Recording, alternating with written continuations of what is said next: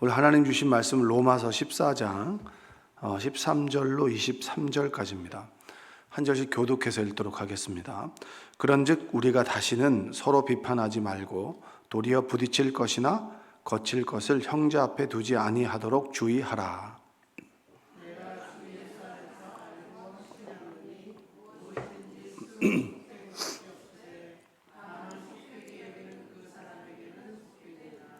만일 음식으로 말미암아 내 형제가 근심하게 되면 이는 내가 사랑으로 행하지 아니함이라. 그리스도께서 대신하여 죽으신 형제를 내 음식으로 망하게 하지 말라.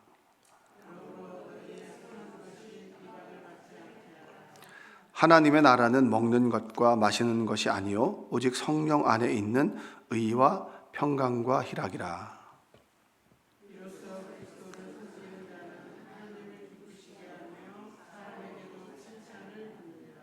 그러므로 우리가 화평의 일과 서로 덕을 세우는 일을 힘쓰나니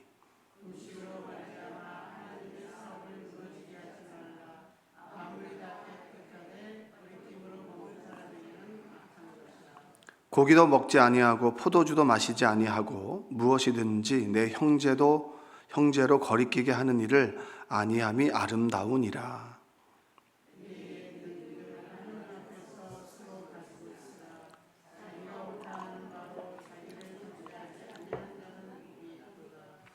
의심하고 먹는 자는 정죄되었으나니 함께 읽겠습니다.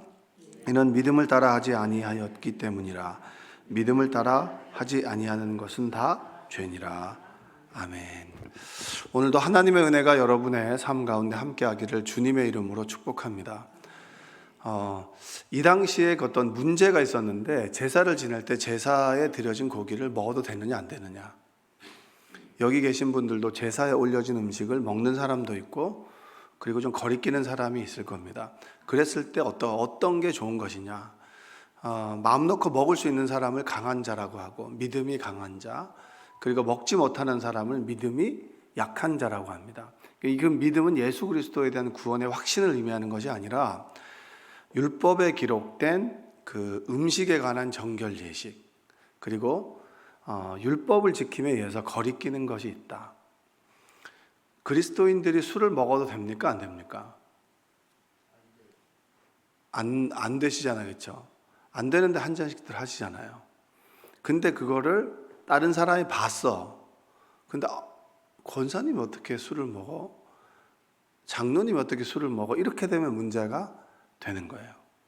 그렇죠? 술을 먹는다고 해서 구원을 못 받는 것은 아니잖아요. 그리고 보니까 한 잔씩들 다 몰래 다 하시더라고. 그러니까 몰래 하는 게 아니라 그냥 하시더라고. 그 고기를 먹을 땐 포도주를 마시기도 하고. 그런 것에 대해서 신앙적으로 나는 이 정도는 괜찮겠다라고 생각하는 사람이 있고, 어떤 사람은 거리끼는 사람들이 있잖아요. 그렇죠? 신앙의 정도에 따라서 다 다릅니다. 그러면 그걸 어떻게 해야 됩니까? 제가 좋아하는 말씀 중에 모든 것이 가하나 유익하지 않고 모든 것이 가하나 덕을 세우는 것은 아니다, 이런 말이 있습니다. 제가 제일 좋아하는 말인데, 우리는 모든 것을 할 수 있죠. 제사 음식에 바쳐진 그 고기가 부정한 겁니까? 정한 겁니까? 드리기 전에는 정결한 거지만 드리면 부정한 것이 됩니까? 성경은 그렇게 말하지 않습니다. 성경은 올려지기 전에도 올린 후에도 정결하다라고 얘기를 합니다. 왜냐하면 우상이 뭐라고? 우상은 사실 아무것도 아니잖아요. 우리가 의미 부여를 하는 것이지. 그런데 아무것도 아닌 사람이 있는 반면에 그것이 아무 것인 사람도 있는 거예요. 그것이 내재화된, 내면화된 그런 어떤 거리낌이 되는 사람이 있는 겁니다. 그러면 그 사람에게는 정결하지 않은 거예요. 그러니까 어떤 사람은 대수롭지 않게 생각하고 어떤 사람은 대수롭게 생각하는 겁니다. 이 문제가 교회 안에 부딪히게 될 때 어떻게 하는 것이 좋으냐? 모든 것이 가하나 이것이 유익한 것이냐 유익하지 않은 것이냐, 나에게 모든 것이 가하나 이것이 다른 사람에게, 믿음이 연약한 사람에게 덕을 세우는 것이냐 세우지 않는 것이냐. 목회자가 예전에 이제 새벽 기도 같은 걸 하면 끝까지 열심히 기도하는 사람이 있어요. 이 작은 교회들은. 그러면 먼저 가야 되나 말아야 되나를 이 목회자들이 고민을 해요. 좀 일찍 갔으면 좋겠는데 끝까지 이렇게 기도하시는 분이 계시고, 그러면 그분보다 늦게 가야 되는 것이 이제 목회자의 그 소임이라고 제가 생각을 하는 거죠. 그래서 이거 어떻게 더 있어야 되나. 맨날 기도하다가 이렇게 한 번씩 보고, 기도하다가 한 번씩 보고. 그분이 가면 다 정리하고 가는 거죠. 이게 기도를 오래 앉아 있는 것이 또 권위가 있다고 생각을 하니까. 그래서 저는 그냥 딱 1시간 정도만 딱 새벽에 합니다. 자, 어떤 사람에게는 목사님 일찍 나가면 기도를 왜 안 해? 이렇게 생각하는 사람도 있을 거 아니에요. 그렇죠? 어떤 사람에게는 목사님이 또 뭐 알아서 기도하시겠지, 이렇게 생각하는 사람이 있죠. 어떤 사람에게는 거리끼는 사람이 있고, 어떤 사람에게는 거리끼지 않는 사람이 있는 거예요. 그래서 목회자가 참 어려운 중에 하나가 이런 거예요. 사람들마다 목사님 이래야 돼, 이래야 돼, 이래야 돼, 교회는 이래야 돼 라고 하는 것들이 다 다르기 때문에 그 사람에게 맞춰주는 것이 어렵습니다. 그렇지만 바울은 뭐라고 얘기하냐, 한번 13절 한번 읽어볼까요? 그런즉 우리가 다시는 서로 비판하지 말고 도리어 부딪힐 것이나 거칠 것을 형제 앞에 두지 아니하도록 주의하라. 비판하지 말라는 거예요. 비판하지 말고, 그 사람이 어떤 모습이고 어떤 모습인 간에 비판하지 마라. 그러나 공동체 안에는 믿음이 강한 사람이 있고 연약한 사람이 있다. 그러면 어떤 것이 거리낌이 없는 사람이 다른 사람에게 거리끼는 행동을 보여주게 된다면, 소위 제사에 드려진 음식을 먹는 것이 거리끼지 않는 사람이 있는데 먹는 것이 누군가에게 거리낌이 된다면 모든 것이 가나 유익하지 않도록 그 사람에게 배려하라는 거예요. 그 사람이 보는 앞에서는 보이지 말아라. 그리고 그 사람에게 내 행동이 실족하여 넘어지게 된다면 그 사람을 배려하십시오. 양보하십시오. 왜냐? 그 영혼도 나도 예수 그리스도의 십자가에 의해서 죽임을 통하여 우리는 구원을 얻은 귀한 영혼이기 때문입니다. 배려하라는 거예요. 옳고 그름의 문제가 아니라 그것은 사랑의 문제라고 하는 겁니다. 이게 참 중요한 거예요. 마가복음 7장 15절과 16절에 보면 무엇이든지 밖에서 사람에게로 들어가는 것은 능히 사람을 더럽게 하지 못하되 사람 안에서 나오는 것이 사람을 더럽게 하는 것이니라 하시고, 제사에 드려진 음식이 정하고 부정한 게 아닙니다. 그것을 내면화하고 표현하는 사람에 의해서 그것이 정하고 부정하다라고 하는 것입니다. 그래서 믿음이 연약한 사람은 자기와 신앙이 맞지 않다고 정죄하거나 비판하지 마시고, 믿음이 강하고 거리끼지 않는 사람은 거리끼는 사람이 있다면 조금 배려해 주라는 거죠. 그것이 그리스도인입니다. 그래서 옳고 그름에 따라 그 사람을 정죄하고 비판하지 말라는 거예요. 내가 거리낀다고 해서 그것이 옳고 그름의 문제는 아니라고 하는 겁니다. 내가 거리낀다고 해서 그 사람을 비판할 만큼 그것이 중요한 문제는 아니라고 하는 것이죠. 그런데 우리의 대부분은 보면 나랑 조금만 다르면 왜 저래? 왜 그럴 수 있어? 저렇게 하면 안 되지 라고 우리는 많이 비판하고, 그리고 아니 뭐 이게 어때? 뭐 이 정도 하는 게 문제가 돼? 내가 이렇게 내 편하게 사는데 그게 문제가 돼? 그렇게 하지 말고 서로 함께 살아가는 사람이니 조금 배려해 주십시오.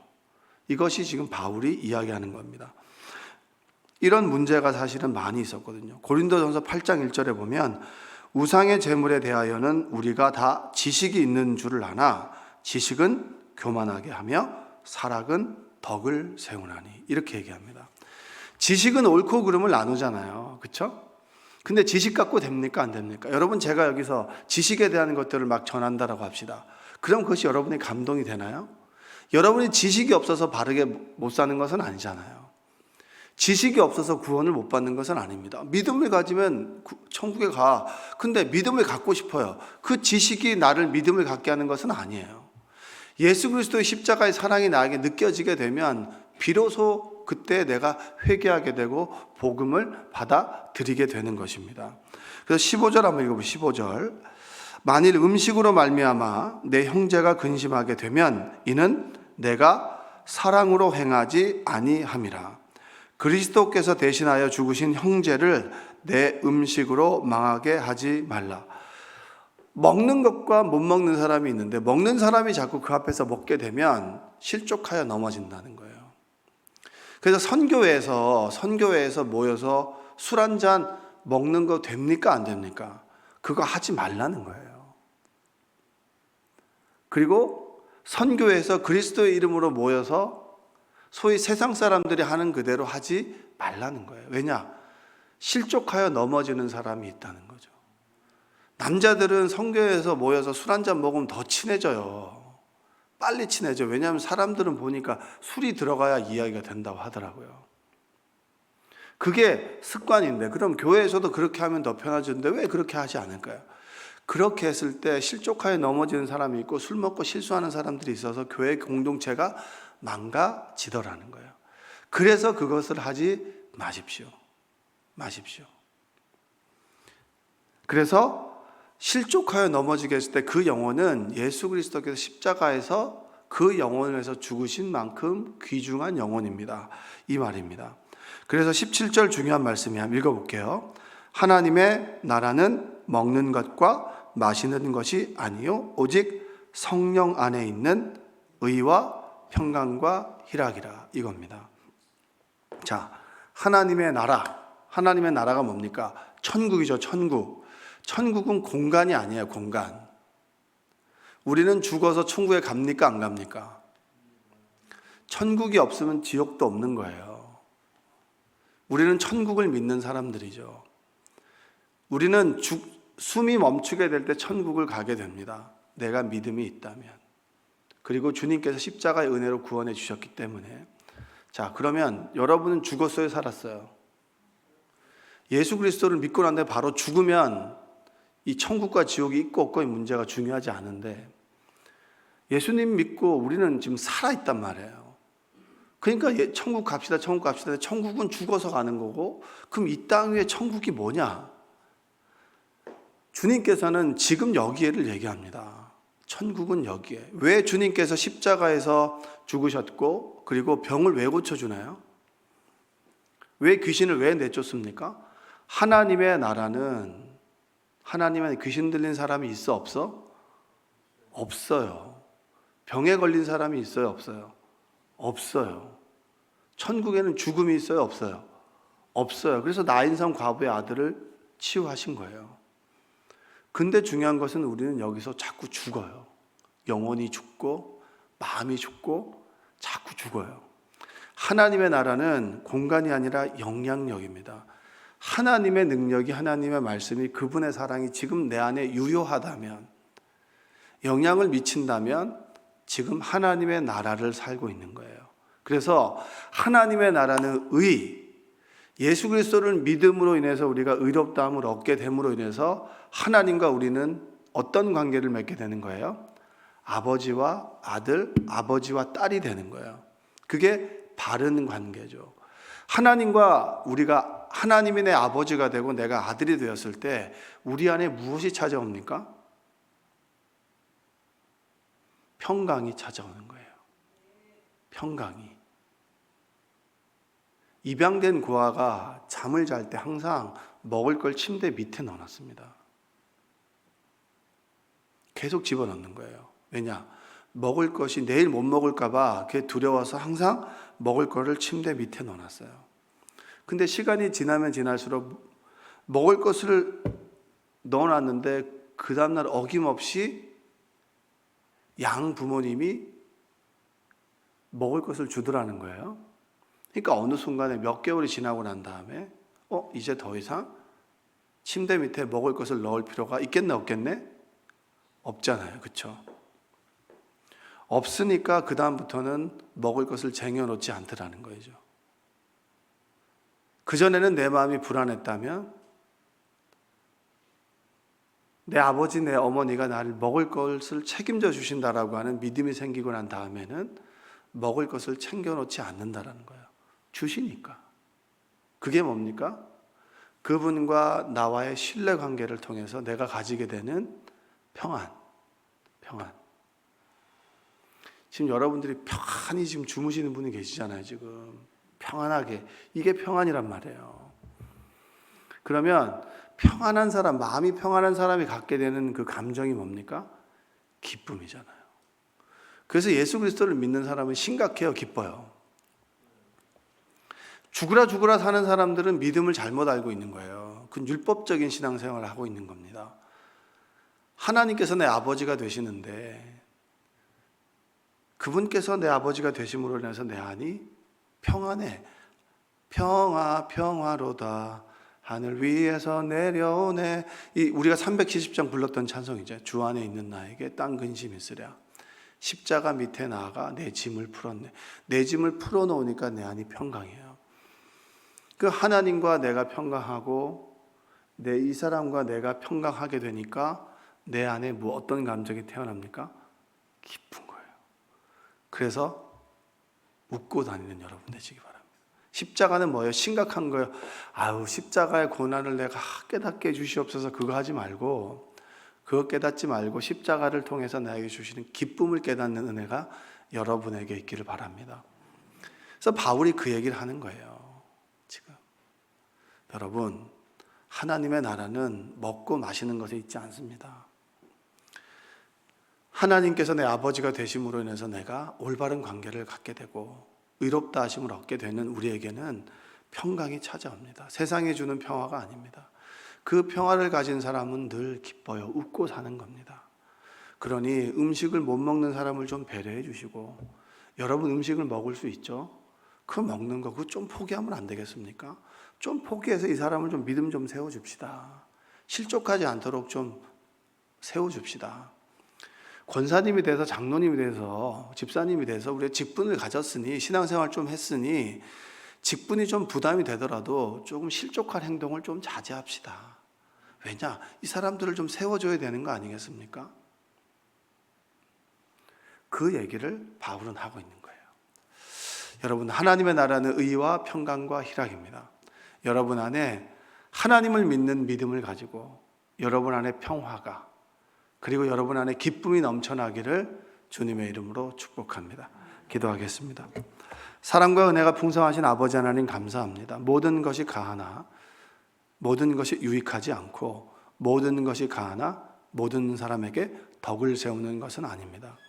나에게 주어지고 할 수 있는 모든 것들이 있지만 내가 주님 안에서 의롭다함을 얻고 평강을 얻고 기쁨을 얻었으니 조금 양보하고 배려할 수 있는 넓은 마음을 허락하여 주시옵소서. 내가 넘어지게 하는 그 영혼은 십자가에서 예수님께서 사랑하셔서 자신의 목숨을 바쳐서 구원하신 귀한 영혼입니다. 나만이 아니라 너를 생각하게 하시고 함께 살아가는 신앙 공동체가 되도록 주님 인도하여 주옵소서. 이 새벽에 간절한 기도 제목을 가지고 나왔습니다. 자녀의 시험을, 그리고 자녀의 문제를 놓고 경제적인 문제, 그리고 사업의 어려움을 가지고 주님 나왔습니다. 주님, 그 문제를 아시오니 하나님께서 해결해 주시고 평화 주시고 기쁨을 허락하여 주시옵소서. 몸이 아파서 항암 치료 중에 있고 가려 중에 있고, 그리고 집을 옮겨야 되고 건물을 내놓고 여러 가지 산적해 있는 문제 속에서 하나님의 평안과 기쁨이 넘침으로, 그리고 하나님께서 그 문제를 해결해 주시는 기적이 우리 삶 가운데 일어나도록 도와주시옵소서. 예수님의 이름으로 기도합니다. 아멘.